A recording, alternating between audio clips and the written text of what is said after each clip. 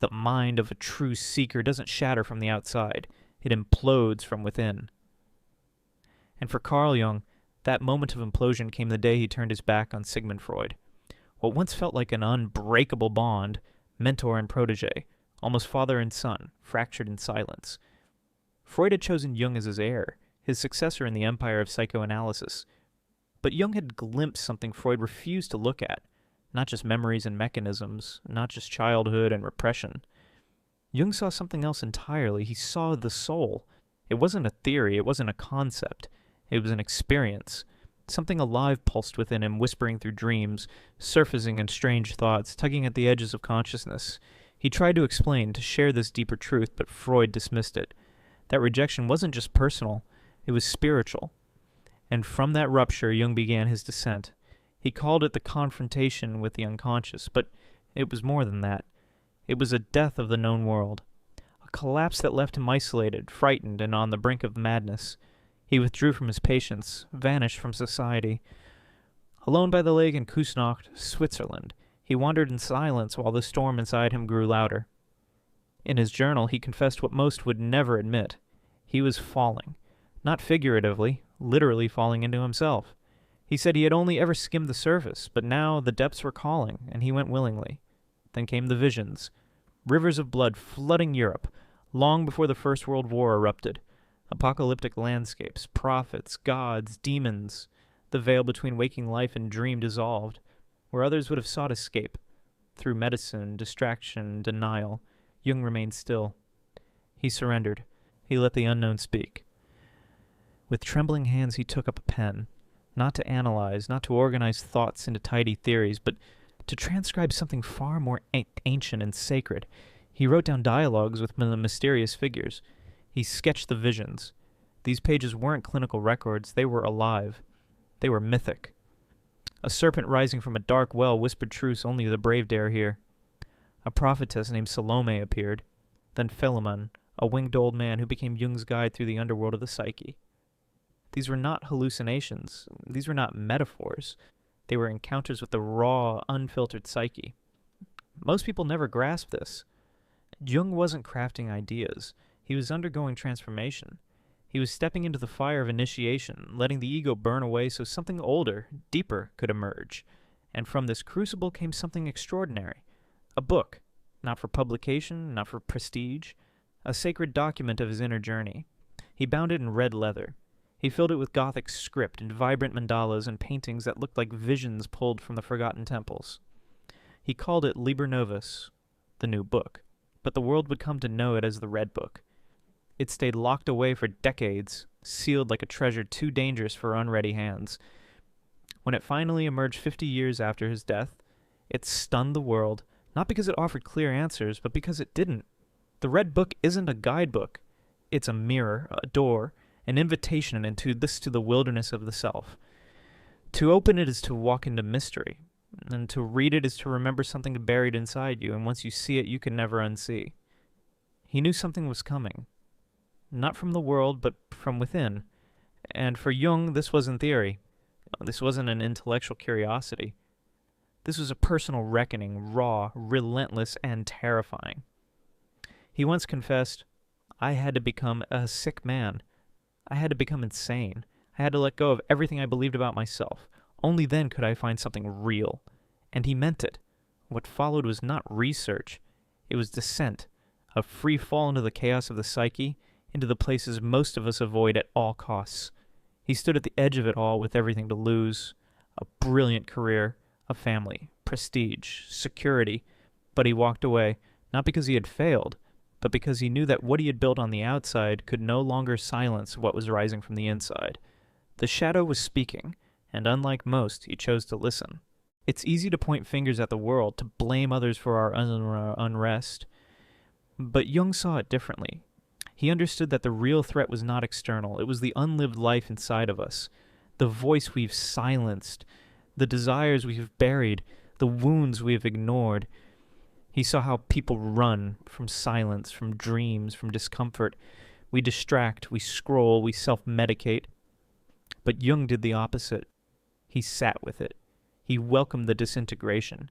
He allowed himself to fall apart, not to be destroyed, but to uncover something more honest than the life he had built. That's what the Red Book was. Not a manual, not a theory. A map of his soul unraveling. A living artifact of a man losing everything. And through that loss, discovering something unshakable. The pages bleed with images of madness, beauty, and transformation. It begins in the ruins. It begins in the dark. And that's exactly where you might be now. If your world feels like it's crumbling, if you feel like nothing makes sense, if you're standing in the middle of your life wondering what happened, know this. You're not alone. You're in the exact place where Jung began. Not the end, the beginning, the descent. And the deeper you allow yourself to go, the closer you come to something real. Jung made the choice. He said yes to the unknown. But nothing could have prepared him for what came next. This wasn't symbolic, it wasn't poetic, it was war, a war with the unconscious. And once it started, there was no turning back. It began with a whisper, not from outside, but within. A voice that wasn't quite his, speaking in riddles, in fragments of myth and dream. Then came the visions. One night, he saw the whole of Europe drowned in blood, corpses floating in silence, rivers turned crimson, skies blackened. It was a nightmare so vivid he woke shaken, haunted. 2 years later, World War I erupted. He had seen it coming, but he wasn't just witnessing history unfold. He was witnessing himself. These weren't just dreams about the world. They were mirrors reflecting everything he had hidden. His reputation, his intellect, his identity, none of it mattered in that realm. There, in the deep unconscious, roles fall apart. Ego crumbles. And all that remains is the truth. He began to write. Every day. Not with the mind, but with the soul. He called it active imagination, an open dialogue with the unknown within. Eyes closed, breath steady, he stepped into the inner landscape. What came to meet him was not gentle. A scarlet snake coiling around a golden crown. A dead man in a cathedral whispering forgotten truths. A cave full of demons laughing in the dark.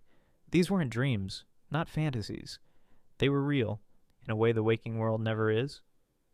A different kind of real. One that speaks in symbols and archetypes and fire and shadow. And Jung faced it all, not as a master, but as a man unlearning everything he thought he knew. Because only when you let go of who you think you are, can you finally meet who you've always been. To Jung, the unconscious wasn't a poetic metaphor or a clever psychological term. It was a real place. A vast inner realm brimming with symbols, archetypes, forgotten truths, and ancient energies. And the deeper he ventured, the more he realized he wasn't alone down there. There was something waiting for him. A part of himself he had long buried, long denied. It was wild, angry, uncontrollable. It wanted to break rules. It wanted to destroy. It was the repressed masculine force within him, caged by years of civility and social obedience. It terrified him. But he didn't turn away. He listened. In one vision, he found himself inside a cave filled with the stench of rotting corpses. The walls were covered in runes so old their meanings pulsed through him without translation. And then came the voice. Disembodied but undeniable. This is your forgotten past. The bones of the men you never became. He fell to his knees. This wasn't a memory. It wasn't about childhood. It wasn't even about personal trauma. It was deeper than all that. This was archetypal. This was the death of the familiar self, an initiation into something raw and sacred. Then came the serpent. Not a symbol, but a being. Enormous, glowing, coiled around a throne carved from black glass. Its voice slid through his mind like smoke. You want to rise, it said, but you refuse to fall. He knew instantly what it meant. There is no ascent without descent. There is no awakening without confronting the darkness. There is no wholeness without embracing the parts of you that you swore never to face. That was the real beginning, not of healing, but of individuation. A word that sounds gentle, even spiritual, but hides a process of fire, of dismemberment, of unbearable truth. This was not meditation on a sunny beach. This was not lighting incense and repeating affirmations. This was death and rebirth. This was blood. This was madness. Jung once wrote, "The way is not around, but through. Only in the deepest darkness can we find the light." Most people don't make it that far. They run. They call it depression. They label it anxiety. They say it's burnout. And it might feel like those things. but often it's something far more primal, something like what Jung experienced, a rupture in the soul that demands attention, not avoidance. But he didn't escape. He didn't try to fix it. He let it take him. He surrendered to the descent into the places where guilt hides, where rage waits, where grief sleeps under layers of distraction and denial. And it didn't bring clarity. Not at first. It brought chaos. It brought images so strange and terrifying they defied reason. He watched a man plunge a dagger into his own chest just to free his soul. He saw the sun blacken and fall from the sky. He wandered deserts made of shattered mirrors and oceans as still as death. And always, there was that whisper beneath it all. Go deeper. That's what Jung did. Layer by layer he descended. Not because he wanted to explore, not because he was fascinated, but because he had no other choice. This was the war within, and survival meant understanding the battlefield. That's the part people often miss when they think of Jung. They imagine the wise old man, pipe in hand, speaking softly about dreams. But before the wisdom there was wandering. Before the insight there was devastation. Before the teachings there were demons. And the first truth the Red Book reveals is not easy to hear. If you truly want to discover who you are, you must be willing to go through hell. Not a mythological hell, a psychological one. The hell of everything you've avoided. The wounds you never tended.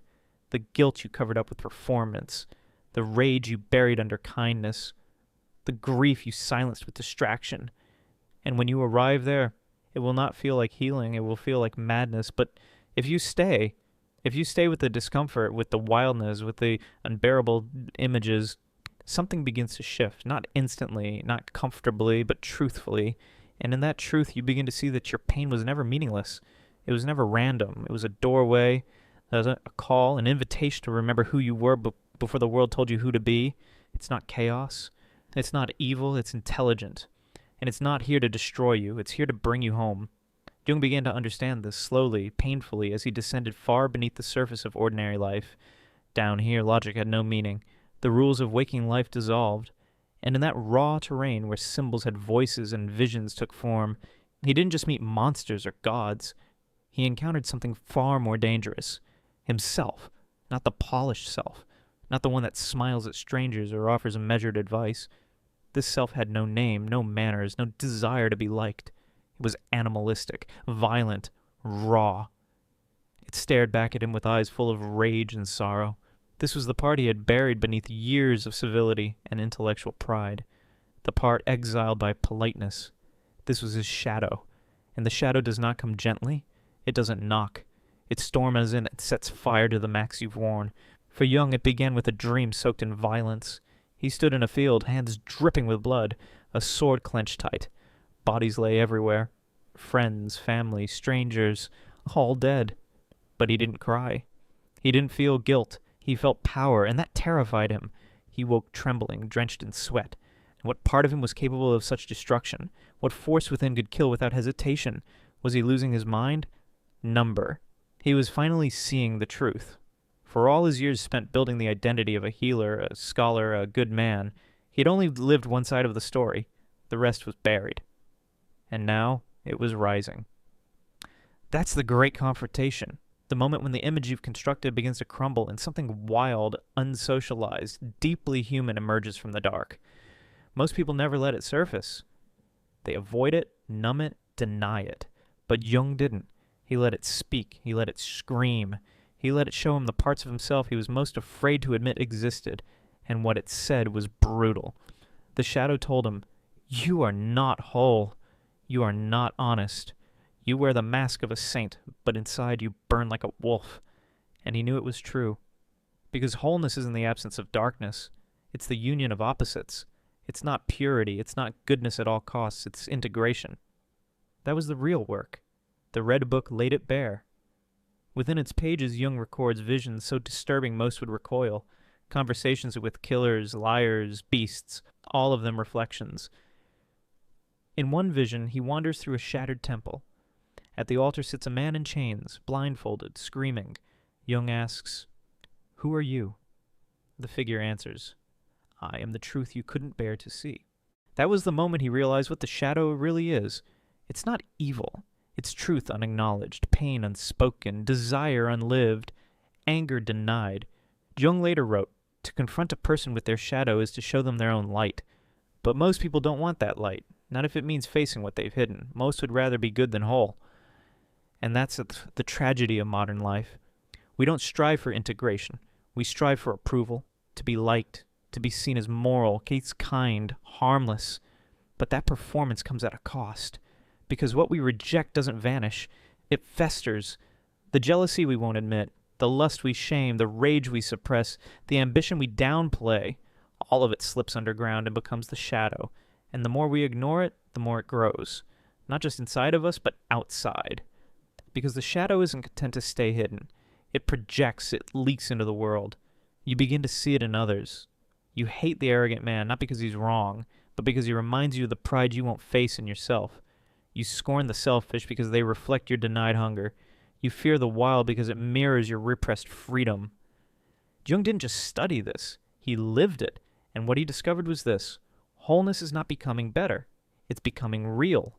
And to be real, you must be willing to meet every part of yourself, even the one you've spent your entire life trying to escape. You judge the promiscuous woman because she reminds you of the desires you've hidden. You resent the friend who's made it because they live the ambition you were too afraid to claim. And you think the problem is them, but the Red Book reveals otherwise. Jung came to understand something most of us never do. What you disown within yourself doesn't disappear. It waits, and while it waits, it begins to rule you from the shadows. Unconfronted, it seeps into your life through back doors. Passive aggression, unexplained sadness, addiction, the same toxic cycles in relationships again and again. And the worst part? It can even sneak into your spiritual life. Jung warned about this. He said people would rather wear the mask of holiness than face the beast inside. And that beast, that shadow, doesn't go away just because you've learned how to talk softly and smile at strangers. It waits. And it watches. Real healing doesn't start with affirmations or light. It starts right here facing the beast. That's what Jung did. In one of his visions, he met a demon with black wings, fire for eyes, and a crown made of bone. The demon laughed and said, "You called me a monster, but I'm the part of you that tells the truth." Jung didn't run. He didn't fight. He bowed, not in fear but in recognition. Because the shadow, when stripped of drama and fear, isn't evil. It's wounded. It's the part of you that was left behind, and it wants to come home. That's the paradox. The shadow's the enemy you must love. The dragon you must ride, not slay. Jung didn't destroy his shadow. He invited it to speak. He let it teach him. He let it tear down everything he thought he knew about being good. And from that wreckage, something powerful emerged. He wrote, "The shadow is 90% pure gold, because inside your darkness, under the shame, under the rage, under the craving, lives your voice, your power, not the version of you that fits in, the version of you that is true." That's what makes the Red Book more than mystical madness. It's not just a journal of visions. It's a manual. Not for self-improvement, but for self-integration. It doesn't tell you to be better. It tells you to be whole. And wholeness begins when you're willing to sit alone in the dark, with no performance, no persona, no excuses. When you're ready to face yourself, not the polished self, but the raw one, and the one that terrifies you. Jung did that, and it almost destroyed him. But what came next was beyond anything he expected. After facing the murderer, the liar, the beast inside, he didn't find silence. He didn't find peace. He found something far more profound. He met God, but not the God you were taught to picture, not a figure in the sky, not a father with a white beard and thunder in his hands. This God was something ancient, intimate, and deeply unsettling. It began with a vision. Jung, standing in a desert struggle under a sky turned dark red. The sun had collapsed, and in its place hovered a glowing sphere of light. From that light, a voice emerged. It didn't say, "I love you." It said, "I am inside you, and you are terrified of me." And that was the shift. From psychology to mysticism, from theory to revelation, Jung saw what few have dared to see. The divine is not above us. It is within. Not an object to be worshipped, but a presence to be confronted. And it doesn't speak in scripture. It speaks in pain and fire and transformation. It doesn't flatter. It destroys illusions. The voice of God, Jung found, is the voice of the self, the deep self, the one that remembers everything you've tried to forget. In one of his most striking visions, he meets Istar, a radiant godlike being, a symbol of the heroic ancient divine. But as Jung approaches, Istar begins to shrink, to weaken, to fade. He realizes the old god is dying, not because divinity is dying, but because the projection of a god is collapsing. The divine isn't disappearing, it's going inward. That's why it's so frightening, because it means you can't worship from a distance anymore. You have to embody it.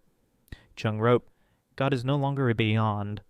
He is within, but he comes with both creation and destruction. That was the revelation. Divinity isn't only light, it's also annihilation. Not evil, but the obliteration of everything false. Your ego, your image, your carefully constructed self. And that's why spiritual encounters are not always beautiful. Sometimes they tear you apart, because what Jung saw was that inside each of us is something vast, something holy, not in the way religion teaches, but in a way far more dangerous. He didn't become a preacher. He didn't start a church. He didn't offer dogma. He just wrote what he saw. And what he saw was this. The self is the new temple. Not the personality, not the mask. The self. The one buried beneath all the stories. Again and again, the Red Book returns to this. Visions of divine beings, flaming orbs, cosmic symbols, not outside but within.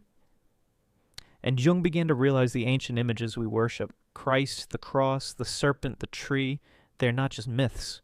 They are maps, psychological truths. They live inside us. And until we understand their language, we remain fractured, divided against ourselves, worshipping symbols we never truly decode. In one final vision, Jung sees a godlike figure chained in a cave whispering, "They pray to me, but they don't know me. They wear crosses, but they haven't died yet."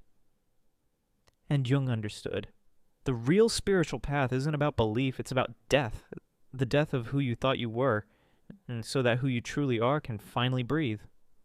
This is transformation, not the memorization of verses or the performance of virtue, but the death of the false self so something true can be born. That's what Jung faced. That's why he hesitated to publish the Red Book, because he knew what it would sound like to the world. Madness, arrogance, heresy. But he wasn't claiming to be divine. He was saying something far more terrifying. We all are. Not in a grandiose, narcissistic way, but in a sacred and responsible way. The divine lives within us. And that means the chaos we reject, the suffering we refuse to feel, the God we ignore, they're all inside too, and we are responsible for them. Jung wrote, "When you withdraw the God into yourself, you become the bearer of the unbearable."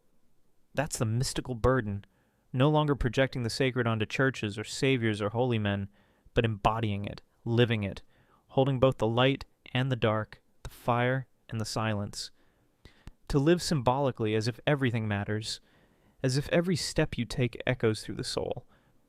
Not as a tourist in life, but as a walking temple. Most people aren't ready for that. Jung knew it.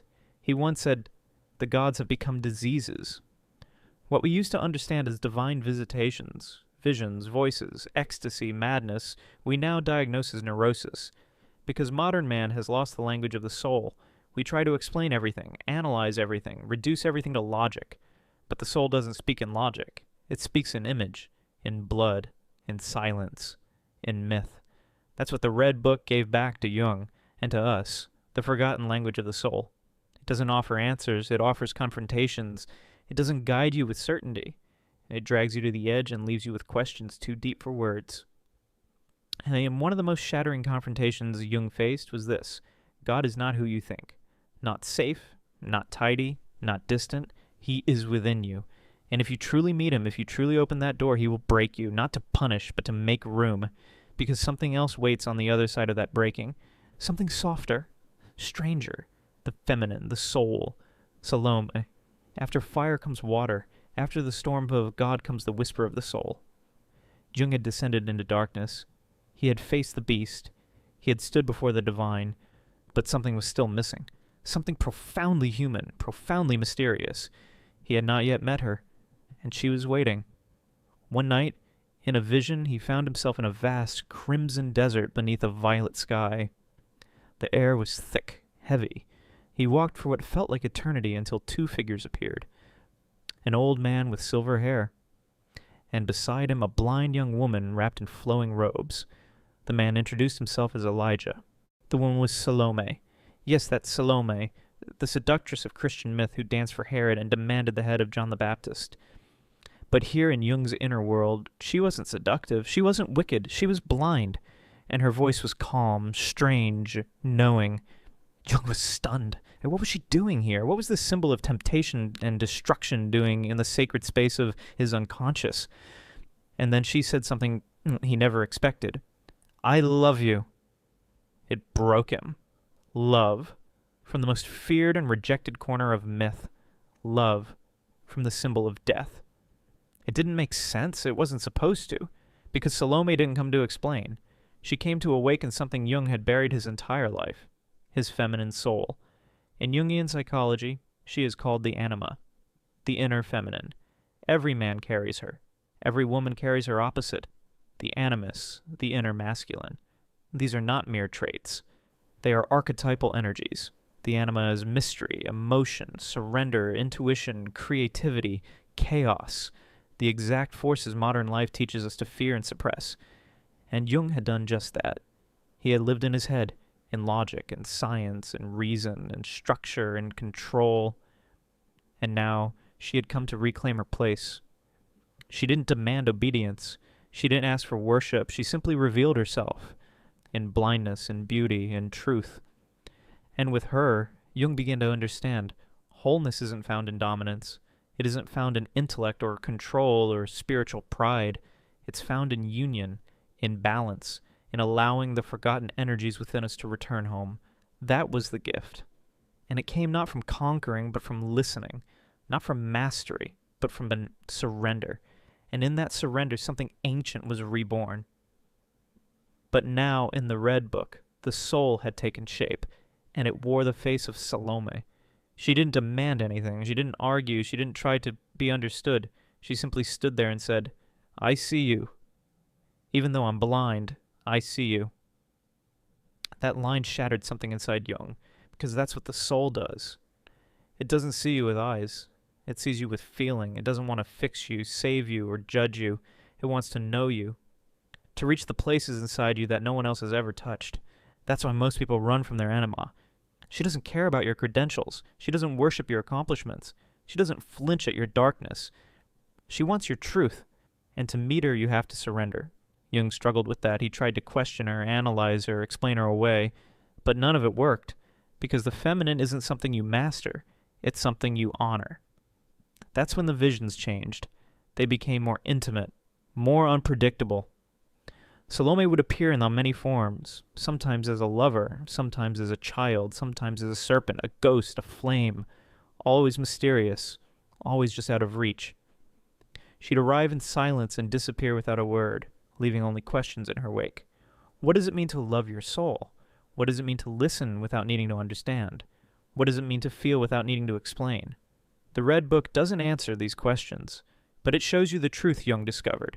Real transformation doesn't happen through force. It happens through softness, through surrender, through feminine wisdom, not weakness, not passivity, but the kind of strength that holds paradox, the strength to not know, to cry, to feel too much and still stay present. That's what Salome taught him. And it's what the anima teaches all of us. In a world obsessed with control, logic, and dominance, she is a revolution. And when she speaks, she says things like, sit down, breathe, listen, feel, and that terrifies us, because we are terrified of stillness, of being with ourselves, of feeling without the armor of thought. But if you reject her, if you shut the door on the feminine within, you will never be whole. You might be accomplished, you might be admired, but you will be empty, because the soul doesn't speak through ambition. It speaks in quiet moments, in midnight ache, and sudden tears for reasons you can't explain. That whisper inside that says, there has to be more than this. That's her. That's the Salome in you. And if you start to listen, if you stop running, your life will begin to change. You'll notice beauty in forgotten places. You'll stop needing to win. You'll start remembering who you were before the masks. You'll feel things you thought you buried forever. And maybe, just maybe, you'll hear your soul again. Jung once wrote, the anima is the bridge to the self. To ignore her is to remain lost. He wasn't being poetic. He was being precise. Because after Salome, another figure arrived, one who would not seduce or confuse or destroy, but teach. A new presence born not from fire or fury, but from stillness. A guide, a mentor, a spiritual fact. His name was Philemon. Jung was no longer the man he had been. His inner world had become louder, stranger, more real than the outer one. And in the middle of that psychic storm, Philemon appeared, not to test him, but to lead him. He came during a vision in Jung's garden, a tall man with a white beard dressed in a flowing blue robe with the wings of a kingfisher. His presence didn't shake Jung, it grounded him. He didn't command or charm. He simply stood there radiating something older than time, wisdom. Philemon didn't speak like the others, he didn't argue, he didn't lecture, he just knew. Jung felt it instantly. This was the voice behind the veil, the one that doesn't change with mood, doesn't care for opinion. He represented truth, not personal truth, not moral truth, but archetypal truth. And Philemon told Jung something that shattered another illusion. You think your thoughts are yours. They are not. They come from the soul. That struck like lightning, because until then, Jung believed he was the one thinking, the one generating ideas, the one doing the inner work. But Philemon showed him what few dare to realize. The ego does not invent. It receives. Our thoughts, our emotions, our intuitions, they don't rise from the surface. They come from the depths, from the unconscious, from the collective, from the soul. And Philemon, he was the voice of that soul, not a fantasy, not a character, a truth. He wasn't there to flatter Jung's intellect. He was there to dismantle it, to teach him how to listen to something deeper than reason. Philemon was not a guru. He was a mirror. He carried the weight of ancient knowing, of truths that can't be put into language, but only lived. And Jung began to see. All of this, all the madness, all the visions, all the suffering had a purpose to bring him to this place. The place where wisdom is no longer something you read, it's something you become. And Jung listened. For the first time, he stopped dissecting the visions and started learning from them. He filled page after page with his conversations with Philemon, raw, unfiltered, alive. This wasn't fiction, this wasn't theory. This was relationship, like apprentice and master, like soul and source. Philemon would speak in riddles and clarity and silence. Sometimes for days he would say nothing, and that silence would teach more than words ever could. One day he told Jung, "Your truth is too loud. Silence it and you will finally hear." Another time, "Do not become what they want you to be. Become what your soul already is." These weren't inspirational quotes. They were thresholds, initiations, because Philemon wasn't just feeding Jung ideas. He was reshaping the way Jung related to inner truth. He taught him to listen, not outward, not to experts, not to applause, but inward to the quiet voice that had always been there. And that's what most people miss about Jung. They call him a psychologist, a theorist, a scholar. But that was just the surface. Underneath he was a mystic, a wanderer in the soul's wilderness. And Philemon, he was his guide, not a god, not a hallucination, but something older, something real. Because here's the thing, everyone has a Philemon, a voice, a presence, an inner elder waiting in the silence. But most never hear it. Not because it isn't speaking, but because they're too loud, too certain, too busy pretending. But if you ever get quiet enough, still enough, wounded enough, that voice will rise. Not with answers, but with knowing. Not with comfort, but with truth. Jung began to understand. The psyche is not a puzzle to solve. It's a landscape to explore, a kingdom. And in that kingdom there are guides, teachers, guardians. We call them imaginary because we're afraid, so we're taught to fear anything that doesn't fit within logic. But these figures are more real than our bank accounts and social status. They're older than language.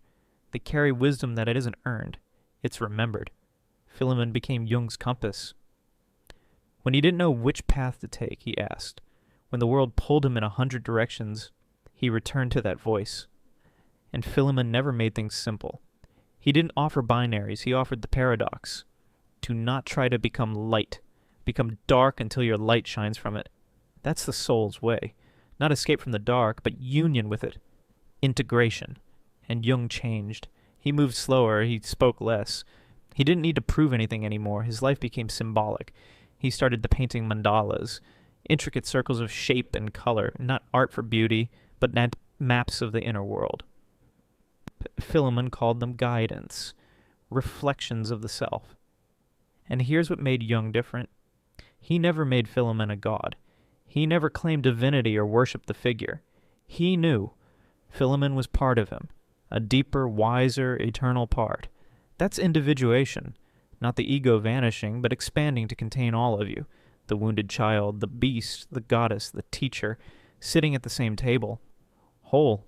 Jung wrote, Philemon was a force, a voice. He said things I had never thought, and yet I had always known them. That's the paradox. True wisdom doesn't feel new. It feels like remembering something ancient you were born with and forgot. That's what Philemon did. He didn't give Jung answers. He helped him remember who he was before the world told him who to be. Most people spend their lives searching for guidance, but the Red Book whispers a different truth. The guidance is already inside. You're just not quiet enough to hear it, not broken open enough, not brave enough to trust it. But when you finally stop searching and start listening, something changes. You stop chasing validation. You stop performing for love. You stop needing teachers outside yourself, because you realize you've always had one within. Jung had gone further into the soul than most people even imagine. He had stood in the shadow, faced the beast, met the divine, felt the soul, and learned from the inner sage. But there was one thing left. Something final. Something that would demand everything he still clung to. The death of the ego. Not metaphorical, not poetic, real. Because even after all the visions, all the wisdom, all the surrender, there was still something holding on. The identity. The image. The story of Carl Jung. The father. The doctor. The thinker. The hero. All of it had to die, because the ego is not the self. It's the mask we wear to navigate the world. It helps us survive, but it's not who we are. And if you want to be whole, you must take it off. Jung wrote, I must kill the hero in myself. I must become nothing so I may finally see everything. And in the Red Book, he stages that death. One night, in a vision, he finds himself climbing a jagged mountain. At the summit is a throne carved from bone. A voice tells him, this is your seat, the seat of the hero. He approaches, he reaches for it, and just as he touches the throne, it turns to dust. Behind him, another voice.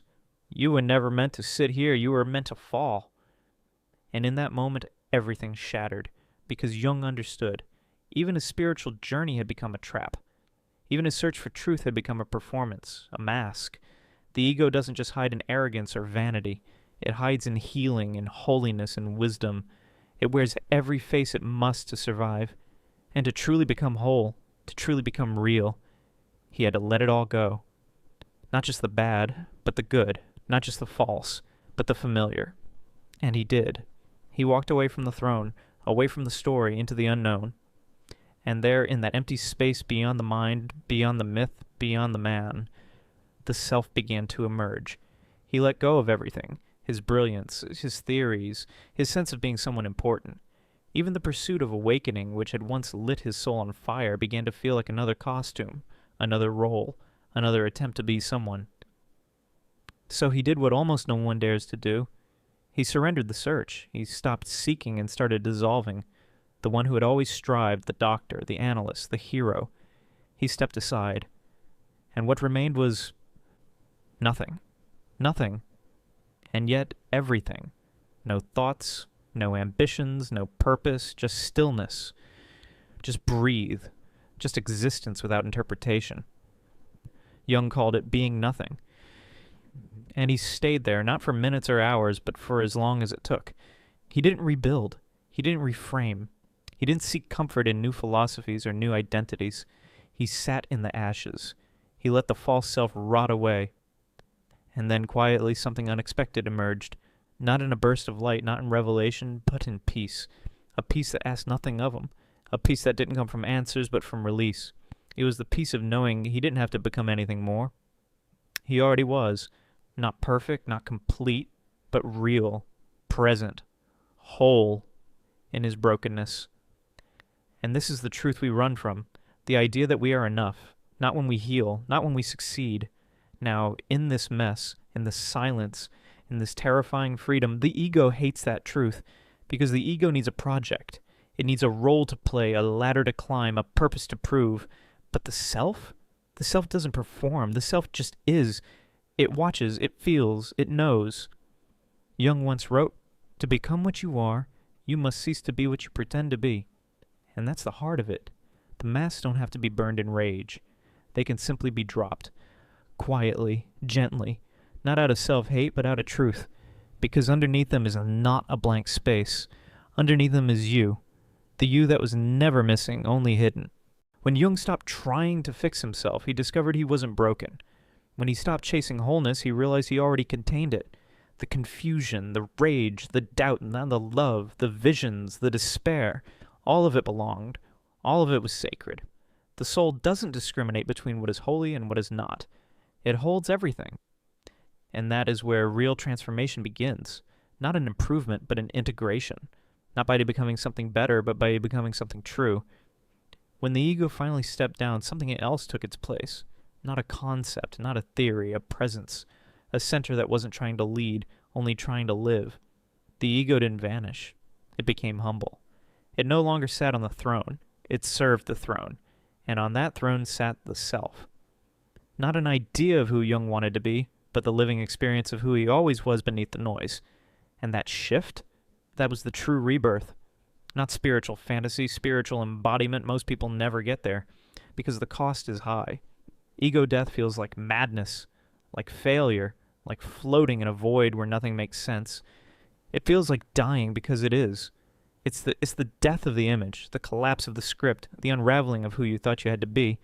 But if you stay, if you let the storm pass, what waits on the other side of it is not emptiness. It's God, but not the God of sermons, not the God of rules, the God who breathes within you, the God made of silence and thunder, of grief and grace, of fury and forgiveness, the God that is the self, who has always waited at the center of your being, whole, patient, eternal. And Jung met that God. He saw that the divine wasn't some distant authority, but the very force animating his soul, not a being, a becoming, a current of life moving through shadow and light. In one vision, he found himself at the bottom of a black well. No light above, no ground below. Just a voice that said, "You are not Carl Jung. You never were. You are the eternal question seeking its own answer." And he understood. He was not a name, not a role, not a history. He was a process, a path, a mystery unfolding itself endlessly. And so are you. You are not your story. You're the soul walking through it. And still, she doesn't blame him. She simply reflects him. She's the part of him that never wanted to be right, only real. And in her presence, something in Jung begins to break open, not with force, not with visions of blood and fire anymore, but with tenderness. That's what shocked him the most. After all the storms and symbols, after descending through madness and shadow and divinity, the thing that finally touched him was gentleness. His soul didn't need to conquer or perform, and she simply wanted to be seen. And for the first time, Jung truly saw her, not as an object of study, not as a tool for growth, but as a being, a presence he had ignored in his quest for mastery, for meaning, for power. And in that recognition, something ancient stirred. He began to feel things he hadn't felt in years. The aching sweetness of longing, the quiet joy of slowness, the fragile beauty of simply being alive. This was not enlightenment in the way people imagine it. No halos, no fireworks, no cosmic applause. It was a man sitting alone, weeping into the pages of a red book, because he had finally come home. He had returned to himself, not the self he had built, but the one he had buried. The soft one, the sacred one, the one who had always been waiting in the silence. And that silence was no longer empty. It was full of presence, full of a mystery, full of the soul's voice, and what she spoke was never loud. It came like a breath against the skin, like a memory from childhood, like a song you didn't know you remembered. She told him that joy would return, not through force, but through surrender. That healing wasn't a destination, but a relationship. That truth wasn't found in concepts, but in contact with himself, with her, with life. And so Jung stopped chasing transcendence. He stopped trying to escape the world. Instead, he let the world enter him, raw and sacred and ordinary. He walked the same streets, saw the same people, but now he saw differently, because the lens had changed. He wasn't looking from the head, he was looking from the soul. That's when he understood what all his visions had been pointing to. The beast, the god, the teacher, the anima, all of them were guides leading him back to this, to the simple act of being, to the quiet courage of feeling, to the truth that lives in stillness. And this is where the journey turns inward, not as escape, but as embodiment. Jung was no longer trying to transcend the human, he was trying to become it, fully, consciously, tenderly. Because the soul is not somewhere far off in the cosmos.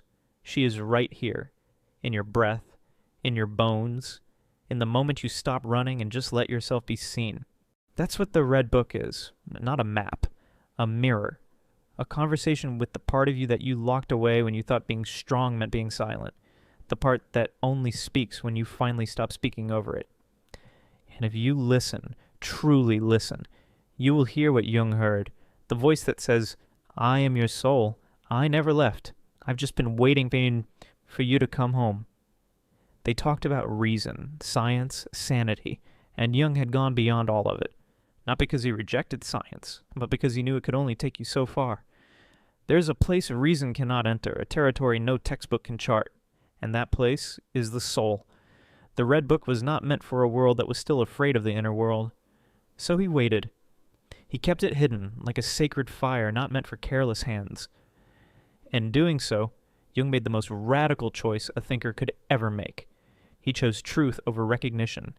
He chose silence over applause. He chose to protect something holy rather than profit from it, because he knew this book wasn't for his time, it was for ours.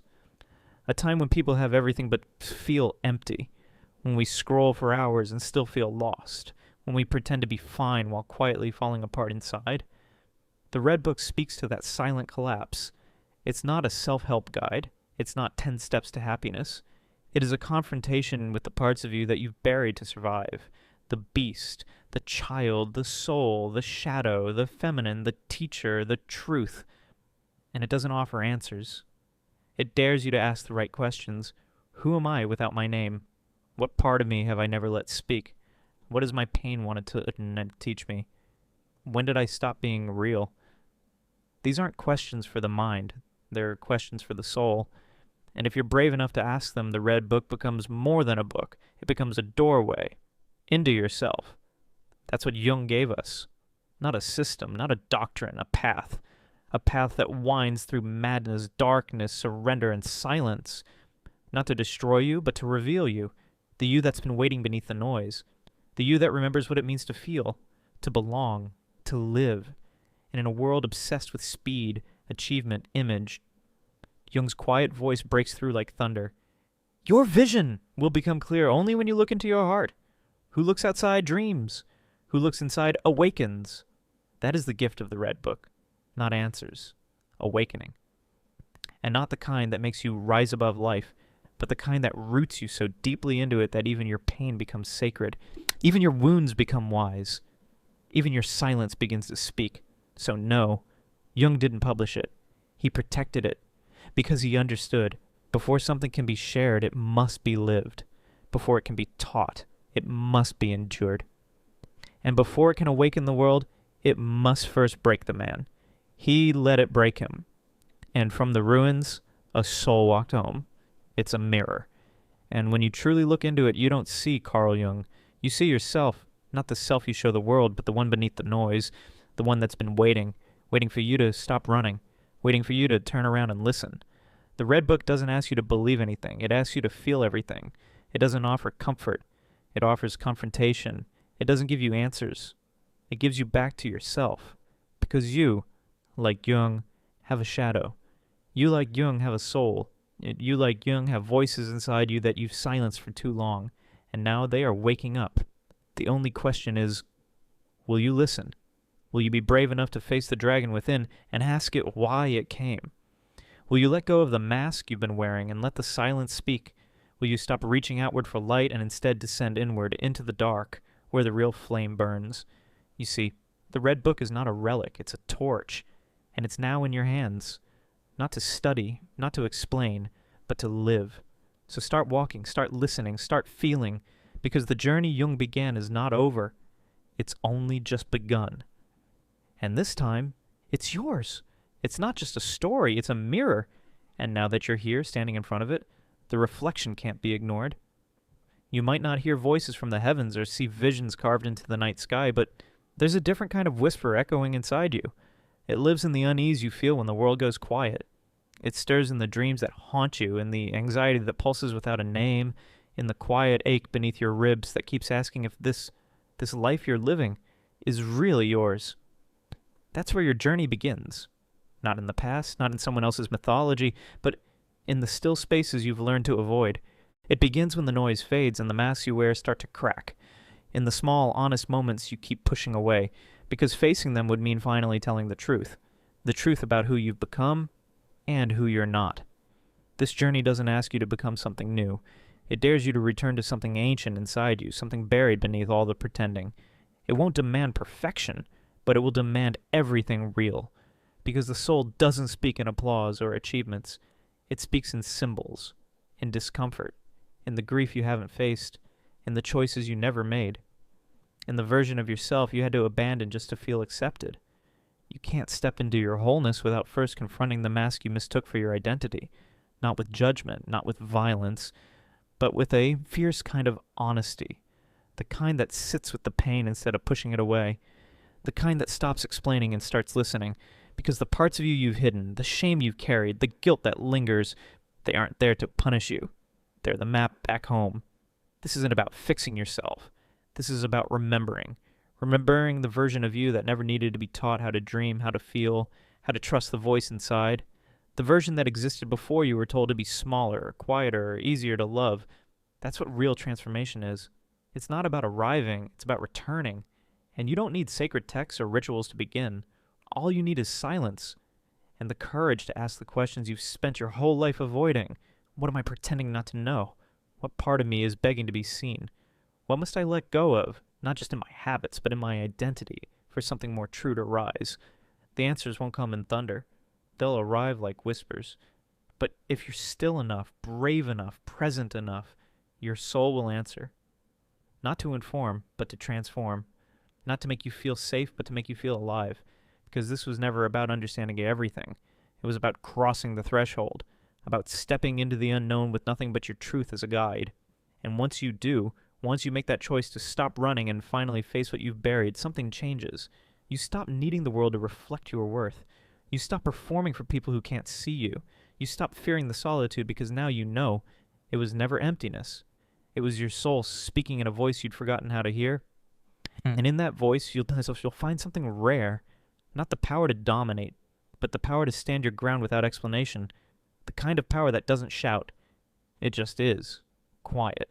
Rooted. Unshakable. Because when you truly know who you are, there's nothing left to prove. That's the real awakening. When you look in the mirror and for the first time don't see a flaw to hide or a product to fix, but a person worth loving exactly as they are. Jung didn't write his truth to gain fame or praise. He wrote it because he was breaking, and in the breaking something eternal was being born. Maybe that's where you are now. Maybe the life you built no longer fits the shape of your soul. Maybe the things you used to chase don't feel like home anymore. And maybe, just maybe, that's the beginning. Maybe that's why you've been waking up in the middle of the night, staring at the ceiling, feeling like something is missing even though you've done everything you were supposed to. You followed the rules. You checked all the boxes. And still, something inside you feels hollow. That's not failure. That's the signal, that ache, that restlessness. It's the crack in the shell, the beginning of your descent. Don't run from it. Don't try to patch it up with distractions or drown it in noise. Let it unravel you. Let it lead you down into the places you've kept locked away. Because beneath the fear, beneath the silence, beneath the layers of roles you've been playing, there's someone waiting. You. The version of you that's still untouched by expectations. The one who never asked for a permission to exist. The one you've been missing. And when you finally hear that quiet voice whispering from the depths, when you stop pretending not to hear it, everything begins to change. Not because you've become something new, but because you've finally come home to what you've always been. Just like Jung, you'll see it clearly then. You were never meant to become someone else. You were only meant to remember to return, to reclaim the parts of you the world told you to hide. And when that moment comes, your own red book begins, not in ink, not in pages, but in presence, in truth, in every decision you make from the deepest part of who you are. And maybe right now, something is opening in you. Maybe something old is breaking so something honest can be born. That's not the end. That's the invitation. Your soul is already speaking.